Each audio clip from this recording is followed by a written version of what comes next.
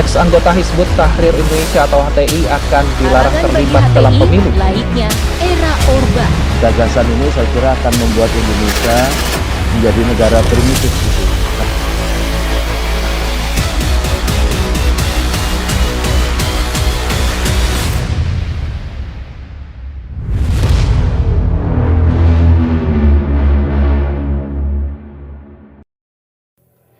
Dewan juri yang kami hormati dengan sepenuh hati, kawan debat bukan lawan debat yang senantiasa kami banggakan, serta para pemerhati hukum yang budiman. Assalamualaikum warahmatullahi wabarakatuh.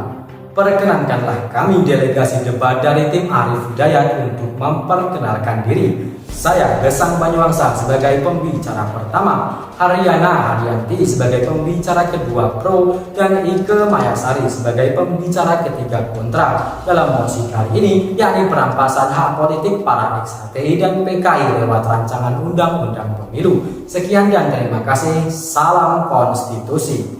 Keberadaan pasal 182 ayat 2 huruf II dan JJ rancangan undang-undang pemilu telah menimbulkan polemik dalam masyarakat.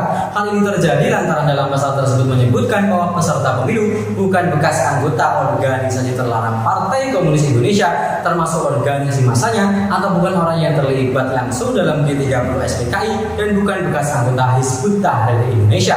Maka tak heran hal tersebut menjadi pembicaraan hangat serta memunculkan perdebatan serius dalam masyarakat dan membentuk dua kubu yang berbeda paham akan pasal tersebut. Jika mengacu pada prinsip hak asasi manusia seperti dalam pasal 28D ayat 1 Undang-Undang Dasar Negara Republik Indonesia tahun 1945 disebutkan bahwa setiap orang berhak atas pengakuan, jaminan, perlindungan, dan kepastian hukum yang adil serta perlakuan yang sama di hadapan hukum. Lebih lanjut, di dalam ayat 3 menyebutkan bahwa setiap warga negara berhak memperoleh kesempatan yang sama dalam pemerintahan. Pun demikian dalam Undang-Undang Nomor 39 tahun 1999 yang menentukan bahwa setiap warga negara berhak untuk dipilih dan memilih dalam pemilihan umum berdasarkan kesamaan hak melalui pemungutan suara yang langsung, umum, bebas, rahasia, jujur, dan adil sesuai dengan ketentuan peraturan perundang-undangan.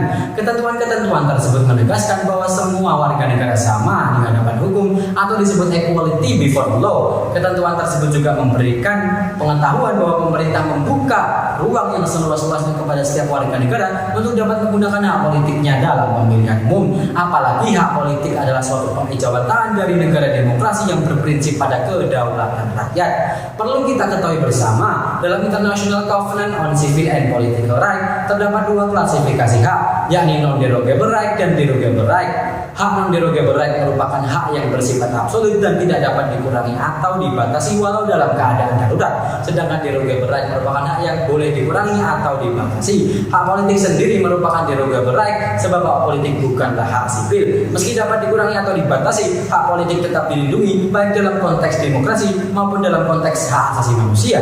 Dewan juri yang kami hormati, dalam konstruksi hukum pidana, pencabutan hak tertentu termasuk hak politik merupakan salah satu pidana tambahan dari pidana pokok yang dijatuhkan sebelumnya. Ketentuan mengenai pencabutan hak politik tersebut diatur dalam Kitab Undang-Undang Hukum Pidana pasal 35 ayat 1 yang menyatakan bahwa hak terpidana dapat dicabut melalui putusan hakim dalam hal-hal yang ditentukan dalam Kitab Undang-Undang ini atau dalam aturan umum lainnya, termasuk di dalamnya adalah hak untuk memilih dan dipilih dalam pemilihan yang diadakan berdasarkan aturan-aturan umum. Artinya, syarat legal perampasan atau pencabutan hak politik tertentu adalah melalui putusan hakim dalam mekanisme pengadilan. Sekian dan terima kasih. Salam konstitusi.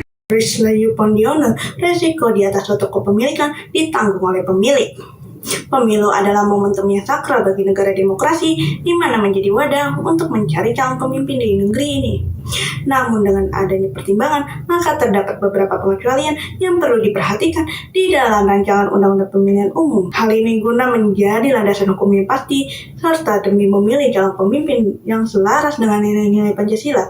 Salah satunya adalah terkait hak politik bagi anggota ex-HTI maupun PKI. Pada kesempatan kali ini, saya Haryana Haryanti, selaku pihak pro, menyetujui dengan adanya pencabutan hak politik bagi anggota ex-HTI maupun PKI melalui rancangan undang-undang pemilihan umum. Izinkanlah saya untuk menyampaikan kerangka berpikir saya melalui pemahaman historis, sosiologis, serta yuridis.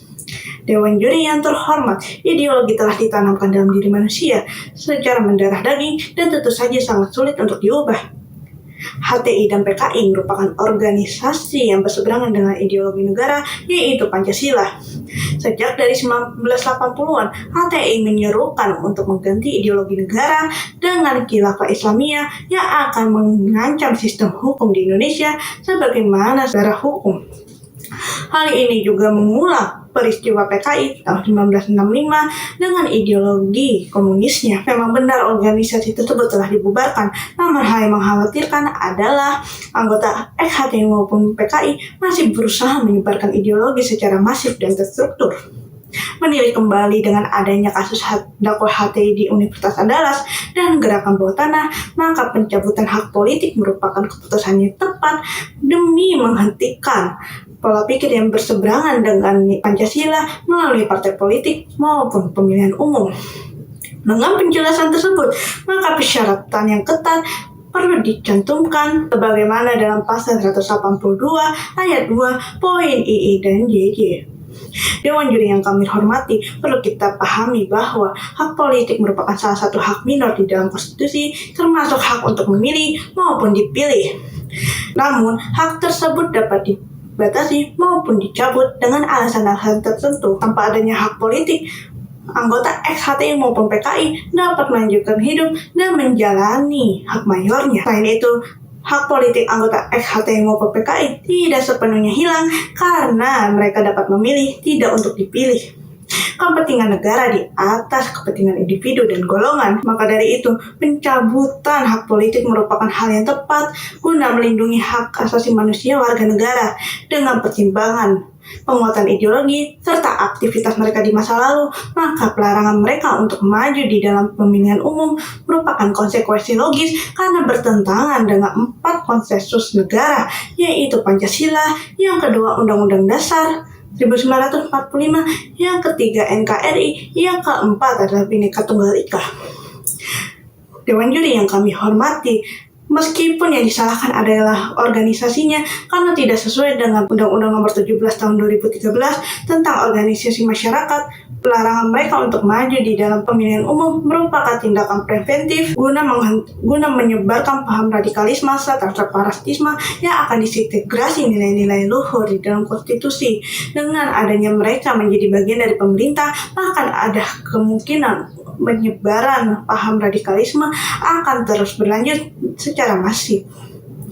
Selain itu, hal ini juga memerlukan adanya ketahanan negara yang lebih kuat guna melindungi warga negara dari segala ancaman sebagaimana dalam pasal 4 Undang-Undang Nomor 3 Tahun 2002 tentang ketahanan negara. Maka dari itu, saya tetap setuju dengan adanya pencabutan hak politik bagi anggota HTI maupun PKI.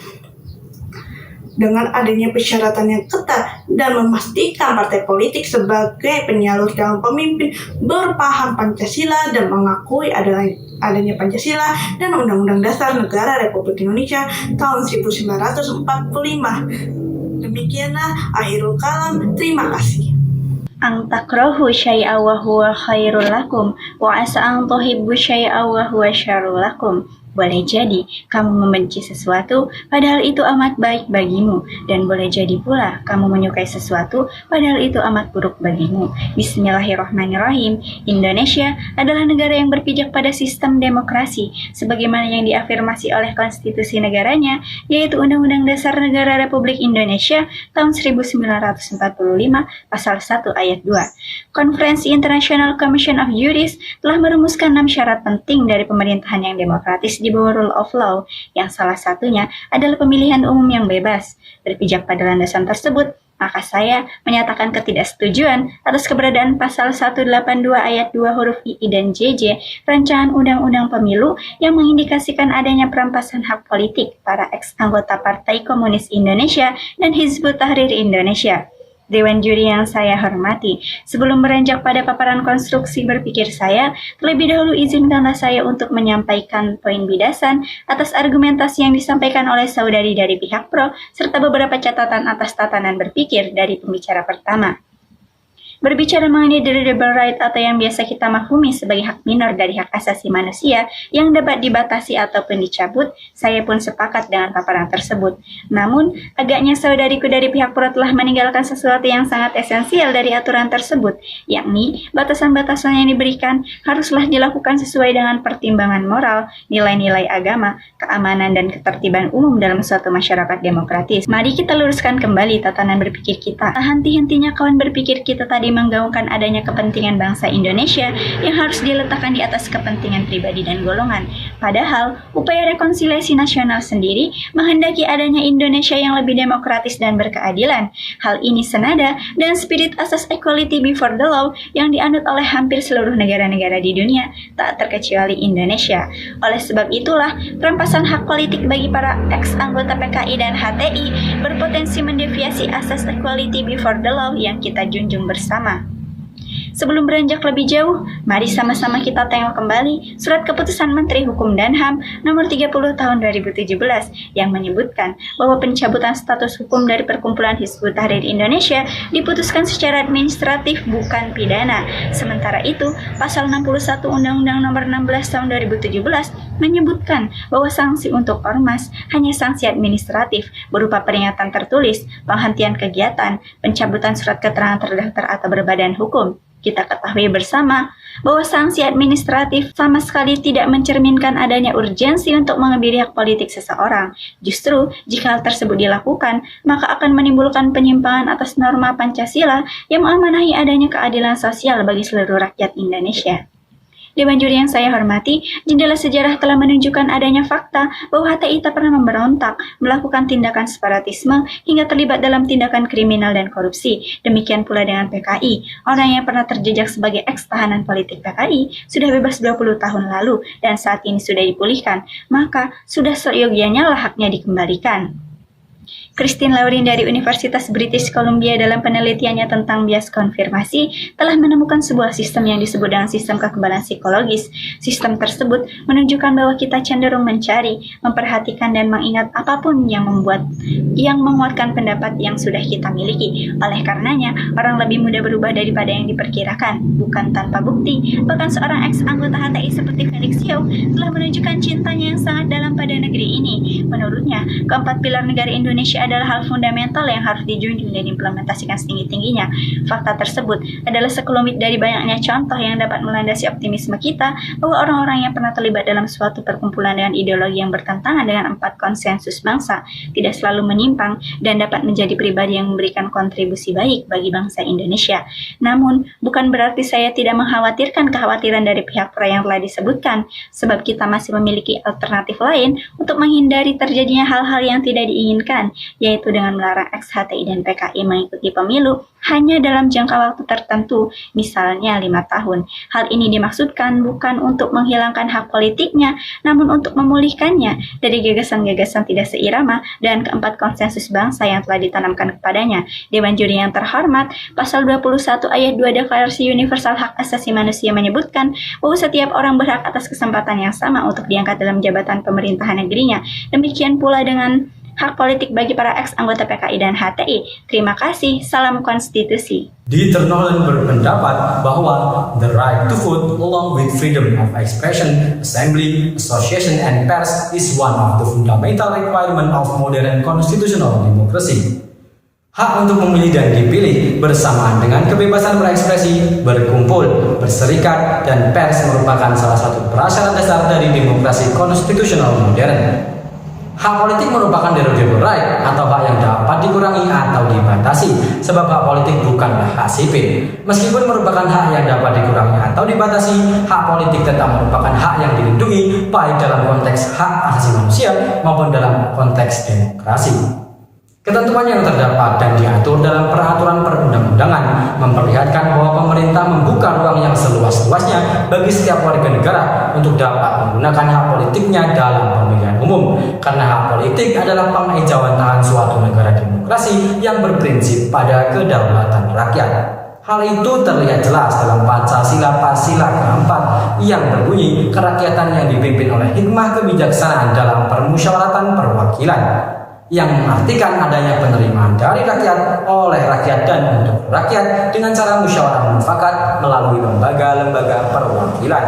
Namun dalam membuka ruang yang seluas-luasnya bagi setiap warga negara untuk dapat memberikan dan menggunakan hak politiknya, negara juga memberikan aturan-aturan terkait demi mewujudkan keterjaminan, pengakuan, serta penghormatan atas hak dan kebebasan orang lain dan untuk memenuhi tuntutan yang adil sesuai dengan ketimbangan moral, nilai-nilai agama, keamanan, dan ketertiban umum dalam suatu masyarakat yang demokratis. Sekian dan terima kasih. Salam konstitusi.